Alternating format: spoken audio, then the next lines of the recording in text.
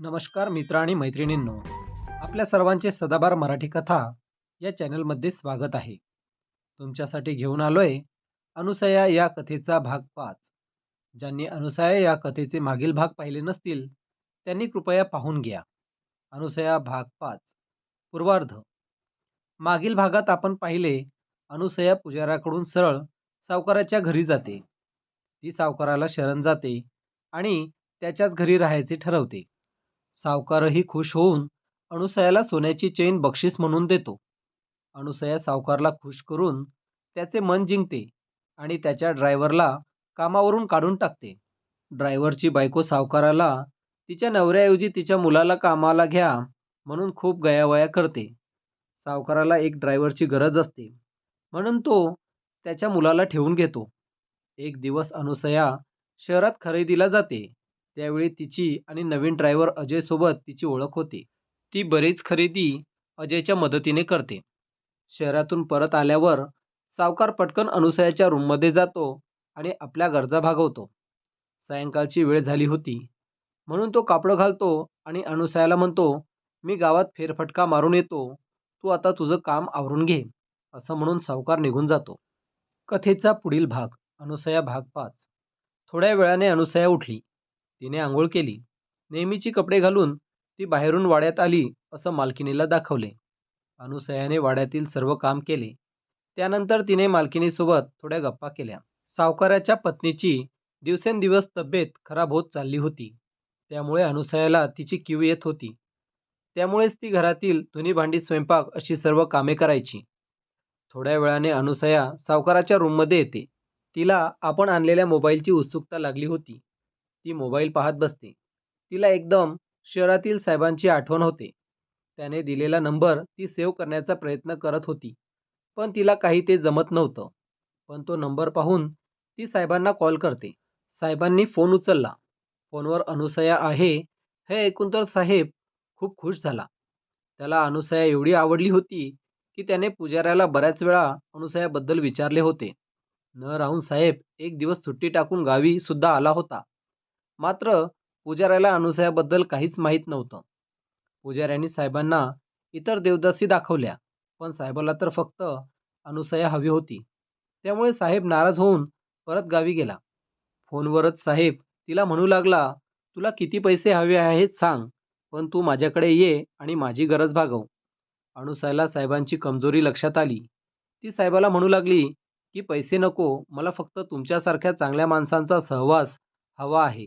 आणि ती लाडिकपणे साहेबांसोबत गप्पा करू लागली.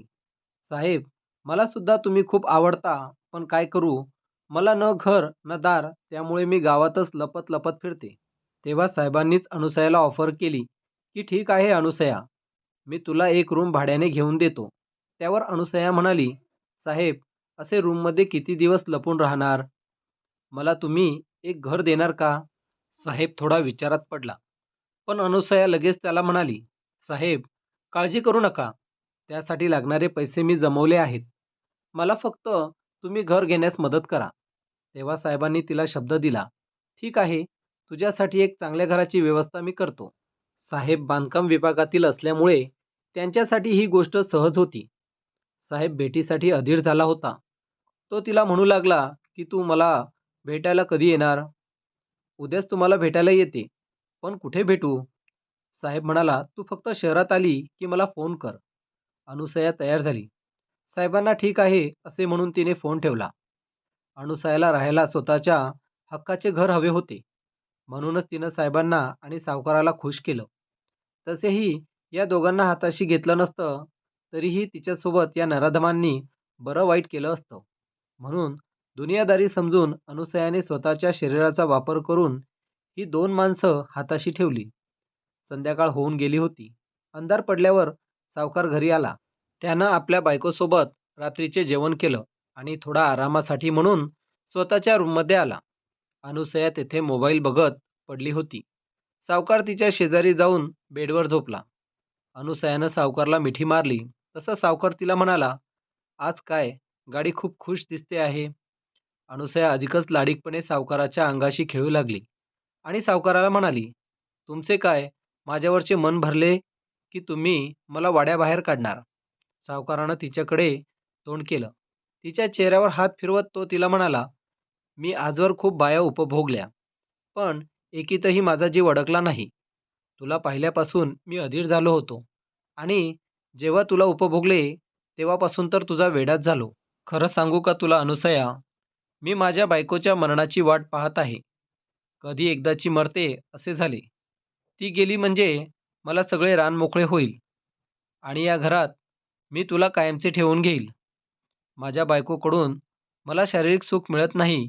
माझी वासनेची तहान तू भागवली आणि खूप सुखही दिलं. मी तुला कधीच दूर करणार नाही."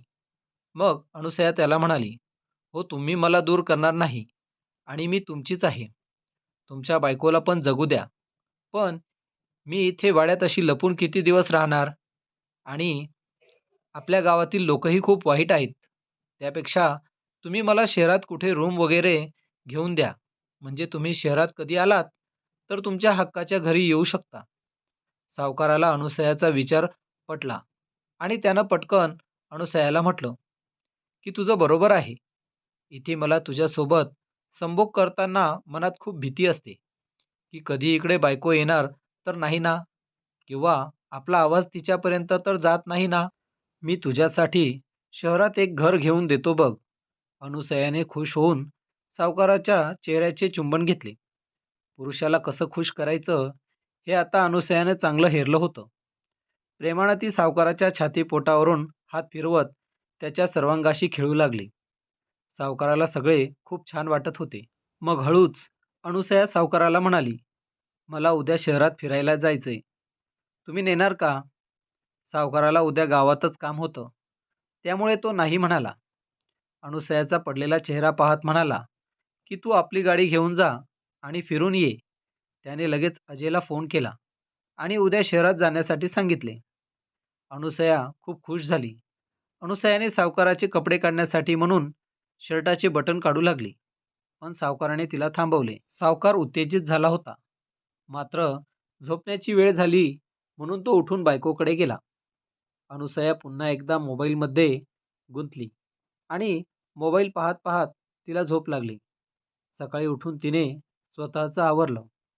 लवकरच घरची कामं सुद्धा तिने केली. सावकाराच्या बायकोने तिला विचारले, की "आज एवढ्या सकाळी सकाळी कशी आली?" मात्र तिने काहीतरी कारण सांगून वेळ मारून नेली. सावकार सकाळीच घराबाहेर पडला होता. अनुसया तयारी करून वाड्याबाहेर पडली आणि तिने अजयला कॉल केला. अजय वाड्यापर्यंत पोहोचत आला होता. मिनिटाभरात तो पोहोचला आणि त्याने पटकन वाड्याच्या वस्तीतून गाडी काढली. अनुसयाला घेऊन तो शहराच्या दिशेने निघाला. आज गाडीत फक्त ते दोघेच होते. आज अजयने थोडी हिंमत करून अनुसयाला विचारले, की तिला शहरात काय काम आहे? असंच थोडं काम आहे, असं म्हणून तिने वेळ मारून नेली. थोडं पुढे जाऊन अनुसयाने त्याला गाडी रस्त्याच्या कडेला उभी करायला सांगितली. त्यानं झाडाच्या एका सावलीमध्ये गाडी उभी केली. मग अनुसयाने त्याला मोबाईल कसा वापरायचा ते विचारलं. त्यानं मोबाईलचा कॅमेरा, यूट्यूब कसे वापरतात ते सांगितले. तसेच नंबर कसा सेव्ह करायचा ते सांगितले आणि अनुसयाने सांगितल्याप्रमाणे स्वतः साहेबांचा नंबर सेव्ह केला. मग तिने गाडीतूनच साहेबांना कॉल केला आणि ती साहेबांना म्हणाली, की "मी अर्ध्या तासात शहरात पोहोचणार आहे. मी तुम्हाला कुठे भेटू?" साहेबाने तिला गावाच्या बाहेरच असलेल्या एका पॉइंटवर उतरायला सांगितलं. अजय पुन्हा अनुसयाला घेऊन शहराच्या दिशेने निघाला. साहेबांनी सांगितलेली जागा आल्यावर अजयने गाडी थांबवली. अनुसयाने अजयला सांगितले, की "मला साधारण 3-4 तास लागतील.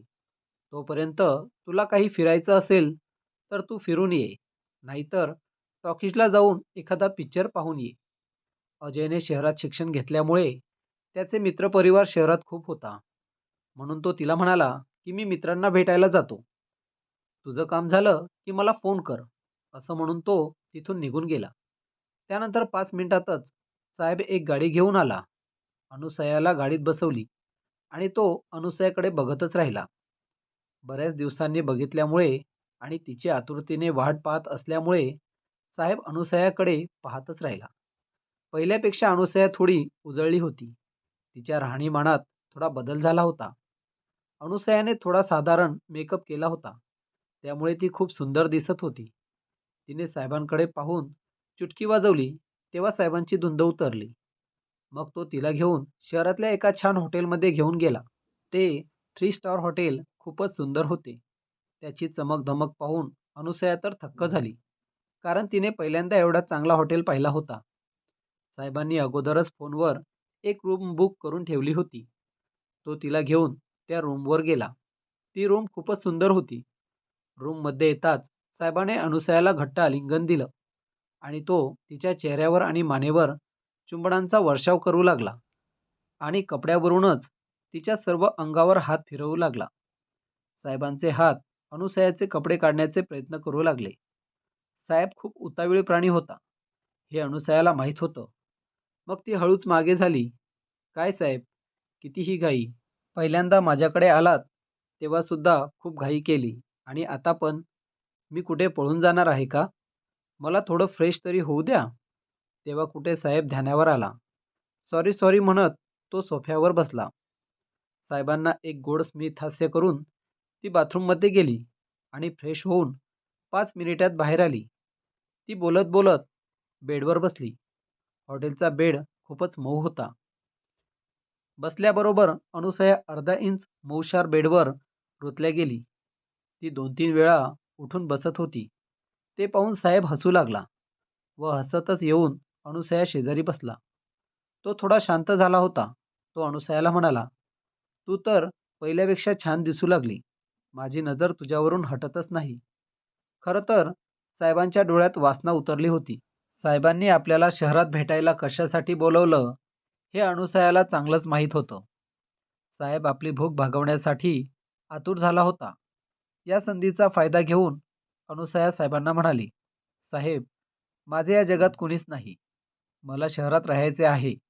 त्यासाठी मला एक घर हवे आहे आणि प्लीज तुम्ही माझी मदत करा ना."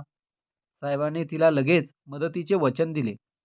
खुश होऊन अनुसयाने साहेबांना मिठी मारली. दोघेही बेडवर आडवे झाले. दोघेही एकमेकांवर हात फिरवत चुंबन घेत होते. अनुसयाने हळूहळू स्वतःचे कपडे काढले. नागड्या अनुसयाकडे बघत साहेबांनी स्वतःचे कपडे झटपट काढले आणि तो अनुसयावर आला. 5 मिनिटात तो रिकामा झाला. अनुसयाची आता कुठे उत्तेजना जागृत व्हायला सुरुवात झाली होती. साहेब मात्र लवकरच मोकळा झाला. तरी मात्र तिनं साहेबांना प्रेमाने मिठीत घेतलं. साहेब डोळे मिटून होता. अनुसयाबद्दलच्या वासनेच्या विचारांनीच साहेब लवकर रिकामा झाला होता आणि तसंही साहेबाचं लवकर शीघ्र पतन होत होतं. अनुसया मात्र मोकळी झाली नव्हती. मग हळूच अनुसया उठली. बाथरूममध्ये जाऊन तिने स्वतःला स्वच्छ केलं आणि साहेबांच्या शेजारी येऊन पडली. साहेब अजूनही डोळे मिटून पडला होता. आता यापुढे साहेबाला कसं खुश करायचं हे तिला माहीत होतं. तिनं साहेबाचा तो भाग रुमालाने स्वच्छ केला. तसं साहेबांनी डोळे उघडले. मग अनुसया साहेबांच्या शेजारी लेटली आणि प्रेमाने त्यांच्या अंगावर हात फिरवू लागली. साहेबाला अनुसयाने असं प्रेम केलेलं आवडत होतं. मग साहेबही तिच्या शरीरासोबत खेळू लागला. 15 मिनिटं दोघं एकमेकांना साथ देत होते. साहेब संत्र्यांचा आस्वाद हळूहळू घेत होते. तर अनुसया त्या भागाला कधी हाताने तर कधी मुखात घेऊन मसाज देत होती. आता दोघेही उत्तेजित झाले. साहेबाने तिचे पाय बाजूला करून स्वतःला तिच्यात समाविष्ट केलं आणि आरामात आपले काम करू लागला. दोघे एका मस्तीच्या सागरात पोहत होते. दोघांनी सोबत बराच वेळ घालवल्याने दोघेही उत्तेजित झाले होते. त्यामुळे साहेबांच्या कार्याला गती आली आणि दोघेही पाझरले. दोघांनी एकमेकांना घट्ट मिठीत घेतले. आता साहेबांच्या चेहऱ्यावर एक चमक होती. खूप दिवसांची त्याची इच्छा पूर्ण झाली होती. तर अनुसया सुद्धा तृप्त झाली होती. बाहेर पैसे देऊनही असे समाधान साहेबांना कधी आले नव्हते. म्हणून तो अनुसयाचा दिवाना झाला होता. थोडा वेळ दोघे तसेच पडून होते. त्या वेळेचा फायदा घेत अनुसया पुन्हा एकदा तिच्या घराचा विषय काढते आणि तिनं सोबत आणलेले 50,000 रुपये साहेबांच्या हातात ठेवते. 50,000 रुपये पाहून साहेबही चकित झाला. एवढे पैसे अनुसयाने कसे काय आणले? साहेब काय बोलणार? पुन्हा अनुसया त्याला म्हणाली, "मला माहीत आहे 50,000त घर येत नाही. बाकी रक्कम मी तुम्हाला लवकर देईन. तुम्ही फक्त कामाला लागा." आहे त्या अवस्थेत साहेबांनी मोबाईल घेतला आणि त्यांच्या संपर्कात असलेल्या एजंटला कॉल केला आणि एक छान रो हाऊस पाहण्यास सांगितलं. पुढील भेटीत आपण एखादे रो हाऊस फिक्स करूच असे आश्वासन दिलं आणि पुढे कागदपत्रांचं मी पाहून घेतो. अनुसयाने पुन्हा एकदा साहेबांना घट्ट मिठी मारली. तेवढ्यात साहेबांना एक कॉल आला. स्वतःला सावरत त्याने, "ओके साहेब, हो साहेब, तुमच्याच कामात लागतोय. अर्ध्या तासात भेटू," असं तो म्हणाला आणि फोन ठेवला. अनुसयाला सोडून त्याला जाण्याची इच्छा नव्हती. मग हळूच अनुसयानेही साहेबांना मोठा साहेब कोण म्हणून विचारपूस केली आणि तो बोलता बोलता म्हणाला, "या साहेबांनी ठरवलं तर तुला फुकट घर देतील, पण तो तुझा वापर करून घेईल." अनुसयासाठी शरीर संबंध ठेवणे ही मोठी गोष्ट नव्हती, पण फुकट घर कसं मिळणार तिने विचारलं. त्यावर साहेब म्हणाला, "कुठल्या तरी शासकीय योजनेत साहेब तुला नक्की बसवतील आणि मग तुला फुकट घर मिळेल. पण ते एवढं सोपं नाही. म्हणजे साहेब खुश झाले पाहिजे." त्यावर अनुसया म्हणाली, "मग तुम्ही फक्त एकदा त्यांची आणि माझी भेट ठरवा." "हो, नक्की ठरवतो. तुझ्यासोबत माझेही काम होईल." आणि मग थोड्या वेळाने दोघे हॉटेलच्या बाहेर आले. निघण्यापूर्वीच अनुसयाने अजयला कॉल करून ज्या ठिकाणी सोडले तेथे यायला सांगितले होते. साहेबांनी अनुसयाला तेथे सांगितलेल्या जागी सोडले. अजय तिथे येऊन थांबला होता. अनुसया गाडीत बसली. अजय तिच्या चेहऱ्याकडे पाहत होता. नेमकं काय झालं असेल याचा त्याने अंदाज घेतला होता, पण तो उघड उघड बोलू शकत नव्हता. अनुसयाने काय बघतो म्हणून विचारले. काही नाही म्हणून तो गप्प बसला आणि तो तिला घेऊन गावाच्या दिशेने निघाला. मित्रांनो, घर मिळवण्याच्या आशेने निघालेल्या अनुसयाच्या आयुष्यात पुढे किती संकट येणार आहे ते तिला अजिबात माहीत नाही. मित्र आणि मैत्रिणींनो, कथा आवडली असेल तर कमेंट बॉक्समध्ये नक्की कळवा. नवीन पाहुण्यांनी खाली दिलेल्या काळ्या रंगाच्या बटनाला अलगद दाबून आपल्या सदाबहार मराठी कथा चॅनलला सबस्क्राईब करा. पुढील भागाचे नोटिफिकेशन मिळवण्यासाठी घंटीच्या बटनाला स्पर्श करा. धन्यवाद.